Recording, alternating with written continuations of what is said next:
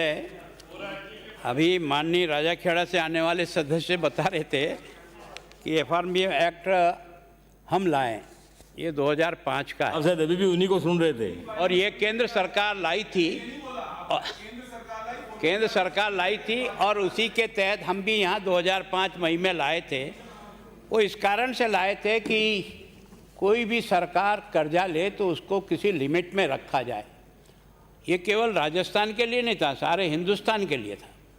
और इसलिए सीमा तय की थी 3% तक आप ले सकते हो अपने जीडीपी का। और पिछली बार आपने और बाकी सब स्टेट ने बार बार यह आग्रह किया कि चूंकि इस समय कोविड के समय में स्टेट की आर्थिक स्थिति काफ़ी कमज़ोर हो गई है और इसलिए हमको ये जो 3% है इसको बढ़ाया जाए। ये केवल राजस्थान ने नहीं, हिंदुस्तान के अधिकांश राज्यों ने अपनी ये मांग को उठाई और उसके आधार पर ही केंद्र सरकार ने इस महामारी के समय में 3% से लेकर के 5% तक आप अगर कर्ज लेना चाहो तो आपको अधिकृत किया इस एफआरएम एक्ट के तहत। मैं सोचता हूँ आज जो आप इसमें राजस्थान राज्य वित्तीय उत्तरदायित्व बजट पर ये जो एफआरएम एक्ट में जो ला रहे हैं, ये आपको अधिकृत भी केंद्र सरकार ने किया है। ये आपने अपने उद्देश्यों में स्पष्ट लिखा और जो अमेंडमेंट ला रहे हो वो भी उनके दिए हुए अधिकार के तहत ला रहे हो। 0.5% आपकी जीडीपी का आप कर्जा ले सकते हो। मैं सोचता हूँ कि कर्जा लेने में अगर कर्जा हमसे चुक सकता है, कर्जे से हम व्यवस्था सुधार सकते हैं, कर्जा लेकर के भी हम अपने इन बिजली कंपनियों की हालत अच्छी कर सकते हैं तो किसी को कोई एतराज़ नहीं होगा। लेकिन दुर्भाग्य ये है कि जिस समय आपको ये जो उदय योजना के तहत 2015 में ये कोई हमने निमंत्रण नहीं दिया था, ये तो केंद्र ने आपको एक स्पेशल एडवांटेज देने की कोशिश की थी कि अगर आप उदय योजना में अपने जो कर्जा है उसमें से एडजस्ट करने के लिए अगर तैयार हो तो केवल अकेले राजस्थान ने नहीं किया है। मैं सोचता हूं कि लगभग 27 राज्यों ने और 5 केंद्र शासित प्रदेशों ने इस उदय योजना का लाभ लिया था। और इस उदय योजना के तहत हम लोगों ने भी राजस्थान में 82,000 करोड़ का जो हमारा कर्जा था इन विद्युत कंपनियों पर, उसमें से लगभग 62,000 करोड़ रुपया हमने इस उदय योजना के तहत एडजस्ट किया। और उसके कारण से ये जो लाइट शटअप होने वाली थी, यानी राजस्थान इस स्थिति में आ गया था कि बिजली कंपनियां चलेगी या फेल हो जाएगी। बिजली कंपनियां फेल न हो, राजस्थान के लोगों को बिजली मिलती रहे। और उसके कारण से उदय योजना का लाभ लेकर के राज्य सरकार ने उस समय इस उदय योजना के कुछ मापदंडों को अपने पास स्वीकार किया था कि हम इन मापदंडों को स्वीकार करते हैं। जो उदय योजना में जो आपको स्वीकृति दी थी ये है कि उदय योजना इम्प्रूवमेंट ये है पोजीशन एज ऑन 30 जून 2021। क्या क्या आपने करने के लिए, चाहे हमारी सरकार थी, हम लोगों ने जो उस समय उनसे कह कर के आए थे कि हम ये उदय योजना का जो पैसा ले रहे हैं हम अपने यहाँ इन सुधारों को करेंगे, उसका कमिटमेंट किया। और उस कमिटमेंट के आधार पर हमको जो है ना ये उदय योजना का लाभ मिला। उसमें आपका ये जो फीडर मीटरिंग था ये आपने 100% कर लिया, जहाँ से आपकी बिजली इन ग्रिड स्टेशनों तक जाती है वहाँ तक का आपका काम कंप्लीट हो गया। लेकिन ये जो मीटरिंग का जो शहरों का था 100% का, वो अभी भी आप केवल 44% कर पाए हो। आपने वादा तो किया हम 100% कर लेंगे, लेकिन 44% किया है। इसी तरह से जो मीटर रूरल का है उसमें अभी तक अपने यहाँ 0% है। अपन तय करके आए थे कि हम 100% जो है वो ग्रामीण क्षेत्र में ही करेंगे, उसको भी अपन नहीं कर पाए। इसी तरह से आपका फीडर एग्रीगेशन में जो है हम जो वादा करके आए 100% का, उसमें से केवल 44% पालन कर पाए।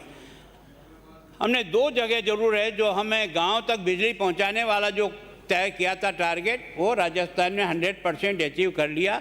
जो हमने वादा किया था उस हिसाब से सभी गाँवों तक बिजली हमारी पहुँच गई। इसी तरह से रूरल फीडर को भी अलग अलग बांटना था, हमने दोनों फीडर को अलग बांटने में तो हमने काम कर लिया। लेकिन अभी एग्रीकल्चर फीडर जो हमको अलग करनी थी, जिसका हम वादा करके आए थे, वो एग्रीकल्चर फीडर अभी तक हमारी नहीं हो पाई। आपने देखा होगा कि ये जो हमारा AT&C लॉसेज जो था वो हमने ये वादा किया था कि हम 15% पर इसको लाएंगे, लेकिन अभी हम 15% नहीं ला पाए।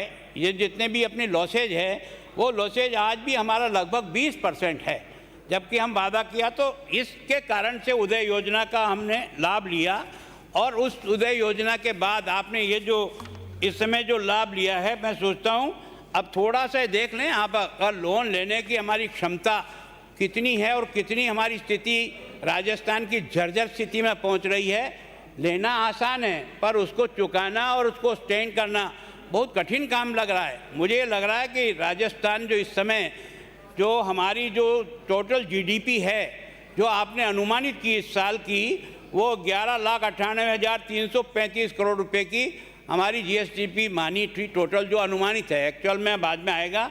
ये हमारी टोटल कर्जे का अभी जो हमारे पर कर्जा है इसका 38% राजस्थान पे आज की तारीख पर कर्जे के रूप में आपने अनुमानित किया। इससे पहले वाला जो वर्ष है आपने है ना, ये जो 20-21 का जो आ रही थी आपकी, उसमें आपने जो आपका कर्जा था वो 42% के रूप में था। अभी आपने माना है वो 38 है। पिछली बार भी आपने माना तो था जब आप बी में गए थे, उस समय 20-21 का जो बजट आपने बनाया था उसमें आप गए थे कि हम कर्जा 33.12% तक स्टैंड करेंगे, ये आपका अनुमान था। लेकिन ये पहुंचा कितना? 42%। 33 की जगह 42% है ना एक्चुअल जो आपके पास आज की तारीख में आ गया। आज की तारीख में राजस्थान पर जो कर्जा है वो कर्जा है 4,57,129 करोड़ रुपया। अब आप जो बार बार कहते हो ना आपने ऐसा कर दिया, आपने ऐसा कर दिया, मैं सोचता हूँ कि जो कुछ जो है वो आंकड़े सब ये बता रहे हैं कि जिस तेज गति से आपने इस 2.5 साल में कर्जा लिया है उस पर एक निगाह डालने का प्रयास करो। अगर आपकी ताकत है इसको चुका लेने की तो ठीक बात है, मैं समझता हूँ। लेकिन ये चुकना इतना आसान नहीं है, क्योंकि जब हमने आपको सरकार दी थी उस समय कर्जा था राजस्थान पे जो वो एक्चुअल था 18-19 में वो 3,11,000 करोड़ रुपया था। 3,11,000 करोड़ पर हमने 18-19 में आपको कर्जे पे छोड़ा था, वो भी एक्चुअल जो भी कर्जा था वो था।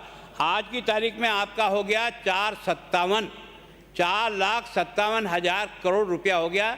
इसका मतलब आपने इस 2.5 साल के अंदर 1,46,000 करोड़ तो कर्जा ले चुके हैं। ये तो केवल आपका बजट का कर्जा है। ये जो आपकी कंपनियां हैं इनका कर्जा और अलग छोड़ दीजिए, अगर इन सबको मिलाएंगे तो ये कर्जा जो है ना बहुत अधिक बढ़ जाएगा। अभी आप जो प्रस्ताव लेकर आए हैं वो आप लेके आए कि हम 0.5 अर्थात मतलब ½ इस बिजली के लिए हम अतिरिक्त ले सकें। ये आपका इस FRMB एक्ट के तहत केंद्र सरकार ने आपको अलाउ किया है। केंद्र सरकार के डायरेक्शन के आधार पर ही आप ये ले रहे हो, लेकिन इस बारे में विचार करना कि ये कर्जा किस तरह से आगे बढ़ेगा। और कंपनियां आज की तारीख में हमने जो आपको 82,000 करोड़ में से 62,000 करोड़ का उदय योजना में लेकर के इन सारी कंपनियों को हमने मुक्त कर दिया था, और आज की तारीख में इन कंपनियों पर वापस 86,000 करोड़ रुपए का कर्जा तो आज की तारीख में हो गया। इस 2.5 साल में जो हमने 20,000 करोड़ रुपए ले जाकर छोड़ा था वो आज की तारीख में वापस 86,000 है ना ये करोड़ जो है ना वो कर्जा आपके हो गया। अब आप जो जीएसटी के आधार पर जो हर साल 0.5% जो कर्जा लेने का अधिकार ले रहे हो, कानून के तहत ले रहे हो, लेकिन उसके कारण से कर्जे का जो भार है वो किस गति से बढ़ेगा। अगर हम जीएसटी पे ऐसा मानते हैं कि हर साल 10% बढ़ता है, तो अभी आपका 20-21 में ये 21-22 का जो अभी आपका बजट है इसमें आ रहा है 5,991 करोड़ रुपया आप कर्जा लेने का एक्स्ट्रा अधिकार ले रहे हो, जो आज इस बिल के द्वारा आप लेने का जो हमारे से प्रस्ताव रखा है इससे आप बढ़ाओगे। इसी तरह से आपने देखा होगा कि अगले साल और 6,590 तक जो मैंने अनुमानित किया 10% की ग्रोथ अगर हमारी जीडीपी में होगी तो उसके आधार पे होगा। तो ये सारा कर्जा मिला करके यानी 24 तक का जो आपको अधिकार दिया है वो अधिकार इन कर्जों को इसी गति से लेते रहे तो जैसे कोयला नहीं मिलने के कारण से शट हुआ ना, वैसे ही राजस्थान का बिजली विभाग शट डाउन हो जाएगा।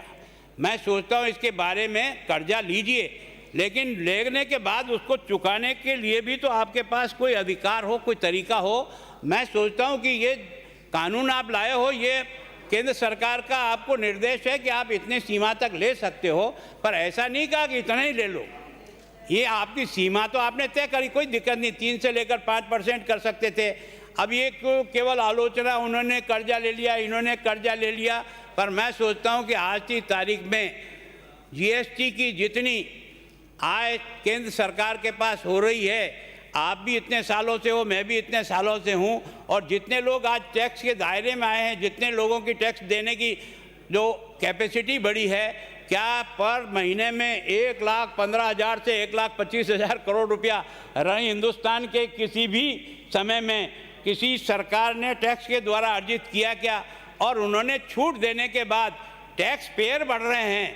पहले एक लिमिटेड लोग थे, आज उसका दायरा बढ़ा है। और मैं सोचता हूँ ये इस सब्सिडी को रेगुलाइज करने का प्रयत्न किया है। अगर ये सब्सिडी आप और मैंने, तो ये जितने उज्ज्वला योजना के जो गरीब आदमी को कनेक्शन मिला ना, मैं एमएलए होते हुए भी पहली बार गैस का कनेक्शन भी एमएलए कोटे में जब शुरू हुआ ना तब लिया, बाकी तो नूतन स्कूल पे ही खाना बनाते थे हम लोग। तो वास्तव में ऐसा नहीं है। मैं सोचता हूं कि हमको इस प्रकार का पैसे को लुटाने का प्रयास करने के बजाय उसको अपने पैरों पर खड़ा करने का प्रयास करना पड़ेगा। कठोर निर्णय जरूर है, लेकिन ये जो हेरा फेरी का धंधा है सब्सिडी के नाम से, इस पर अंकुश लगना चाहिए। लोगों को अपनी मेहनत का कमा के खाने के लिए उनको सपोर्ट करके उनको पैरों पर खड़ा तो करो, लेकिन उसको इस तरह से मत कर दो कि जिंदगी भर तक बैसाखी से ही चलते रहेंगे और खाते रहेंगे। उस आदत से छुड़ाना पड़ेगा। मैं सोचता हूँ इस कानून के द्वारा जो कुछ भी आप लेना चाह रहे हो, हमारी आर्थिक स्थिति इतनी खराब और बदतर होती जा रही है कि राजस्थान की जीडीपी का लगभग आज 38% तो आप मान रहे हो, पिछले साल 42% कर्जे में था। तो कर्जे की किस्तें 25,000 रुपया जो साल की बनती है ना, वही चुकाने में चली जाएगी। हमारा ब्याज ज़्यादा और हमारा डेवलपमेंट का पैसा कम, ये राज्य को विकास की दीर दिखाएगा। इसलिए मैं सोचता हूँ कि इस बारे में अगर आपको अधिकार दे रहे हैं तो अधिकार का उपयोग राजस्थान की कैपेसिटी को देखकर, राजस्थान के हालात को देखकर, इन बिजली कंपनियों के इन बड़े बड़े हाथियों को ठीक तरह से काबू करो। मैंने उस दिन भी ये कहा था, केवल और केवल उपभोक्ता को लूटने के लिए रास्ता मत निकालो। आपने बात तो ये की थी कि जो इस उदय योजना में जो बात हमने तय करी थी, वो उसमें ये भी है कि हम जितना कमाएंगे उतना ही खर्च करेंगे, उसी सीमा में रहेंगे। लेकिन वो सीमा आज की तारीख में भी आ नहीं रही है। आज भी हमारा दोनों का अंतर, रेवेन्यू रिसिप्ट और हमारा खर्चा, दोनों में बहुत बड़ा गैप है और बढ़ता ही जा रहा है। इसको कंट्रोल करिए। प्रभारी मंत्री